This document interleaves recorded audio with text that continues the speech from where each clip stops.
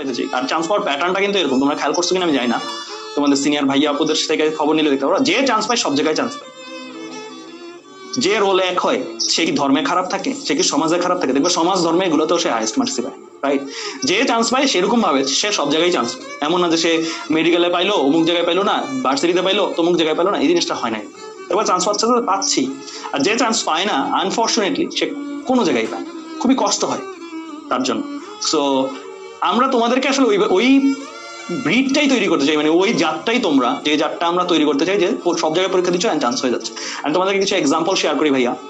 আমাদের এই যে এরকম আমার কাছে মেন্টরশিপে যারা ছিল ওই স্টুডেন্ট গুলোর মধ্যে আমরা মানে আমার মোটামুটি ওরা যে জায়গাগুলোতে পরীক্ষা দিচ্ছে আল্লাহর মধ্যে ওদের চান্স হয়ে যাচ্ছে। ইঞ্জিনিয়ারিং প্রিপারেশন হিসেবে বাট মেডিকেলের থার্ড মেডিকেল যেটা সোহরাওয়ার্দী মেডিকেল, ওইখানেও চান্স হয়ে যাচ্ছে। এরকমও স্টুডেন্ট আছে।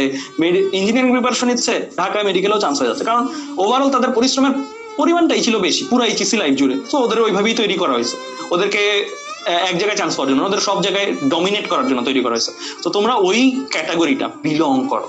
সো আমি জানি না তোমাদের মধ্যে কয়জন শেষ পর্যন্ত টিকতে পারো। যেমন ফর এক্সাম্পল আজকাল লাইভের ক্লাসে শুরুতে কতজন ছিল, এখন কয়জন আছে? অনেকেই ঝরে পড়বে। ফার্স্ট সাইকেলে কয়জন ছিল, লাস্ট সাইকেলে কয়জন থাকবে, দেখবো অনেকেই ঝরে পড়বে। স্বাভাবিক, এটা এটা আমরা জানি, তারপরেও আমরা এটা করি। কারণটা হচ্ছে যে এটা একটা স্যাটিসফ্যাকশনের জায়গা, যে আমাদের স্টুডেন্টরা টপ 10-এ এততম হয়েছে বা এই ভালো রেজাল্ট করছে।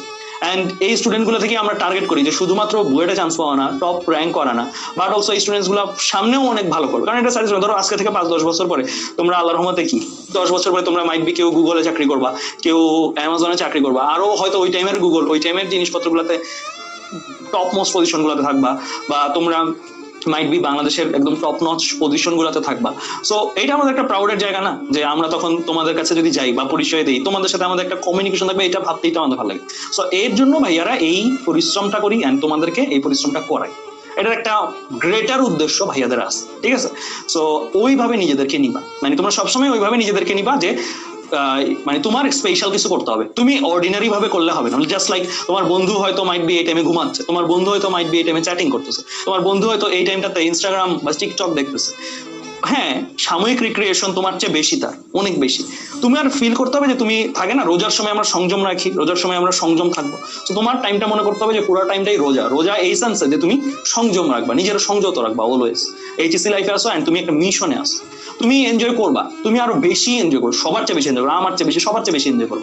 তুমি যেহেতু ভালো স্টুডেন্ট এন্ড পরিশ্রম করছো অনেক বেশি, তুমি যখন ধরো ফর এক্সাম্পল গুগলের লিড ইঞ্জিনিয়ার বা এরকম বড় বড় পজিশন গুলোতে যাবা, তখন তোমার এনজয়মেন্ট কি বাকি কেউ ধরার ছোঁয়ার কাছে থাকবে?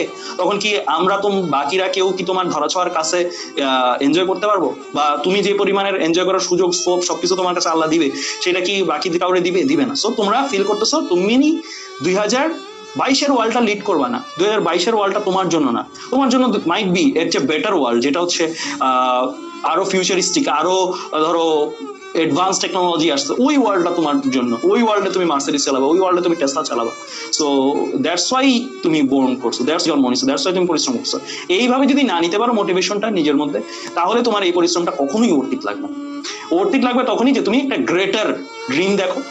নট লাইক সারা বছর থাকে না চাকরি করবো, সারা বছর কাজ করবো, নট লাইক তুমি এরকম ড্রিম দেখো না। তুমি একটু এক্সট্রাঅর্ডিনারি, তুমি 35-36 এজে রিটায়ার করবা, এন্ড তোমার হাতে আল্লাহর মধ্যে দ্যাট মাচ ক্যাশ থাকবে, তোমার ফ্যামিলি, তোমার পরিবার পরিজন সবাইকে তুমি অ্যাকচুয়ালি হ্যাপি রাখতে পারো, সবাই প্রাউড করবে তোমাকে নিয়ে, অ্যান্ড সবাইকে তুমি পুরো ওয়ার্ল্ড ট্যুর দেওয়াতে পারো, তোমার আম্মু আব্বুকে অ্যান্ড তোমার ফুল ফ্যামিলিকে।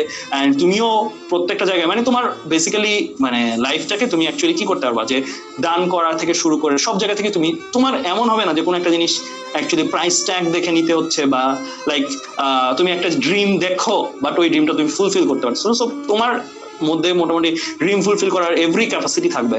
সো ওইভাবে তুমি পরিশ্রম করতেছো, ওইভাবে তুমি গ্রো হতে চাচ্ছ। সো তোমার অবশ্যই অন্যান্যদের মতন রিক্রিয়েশন করলে হবে না, তাহলে তো সবাই ওই লাইফটা পেতো, সবাই তো ওই লাইফটা পায় না। অ্যান্ড সামনে যে যুগটা আসছে, টু বি অনেস্ট, সেই যুগটা অনেক কঠিন হবে, কঠিন হবে আবার সহজও হবে। কঠিন হবে কাদের জন্য? যারা রেগুলার লাইফ বা মানে out of the box think করতে পারতেছে না। কারণ স্বাভাবিক, তুমি নিজেই চিন্তা করে দেখো 10 বছর আগে আমি যে তোমাকে এভাবে পড়াচ্ছি, আমি কি এটা চিন্তা করছি যে আমি 10 বছর পরে আমার একটা ছাত্রকে অনলাইনের থ্রুতে পড়াবো, অ্যান্ড অনলাইনের থ্রুতে তুমি একটা দূরের জায়গা থেকে বসে আমার ক্লাসগুলো করবো? এটা তো কেউ থিঙ্কও করেন, রাইট? তাই না? তো আজকে থেকে 10 বছর পরেও তার মানে এমন কিছু জব তৈরি হবে যেই জবগুলো মাইট বি কেউ থিঙ্ক করতেছে না, আবার এমন কোনো জব বাতিল হয়ে যাবে যেই জবটা মাইট বি এখন অনেক চিয়ারিস্ট, অনেক ড্রিম জব, রাইট?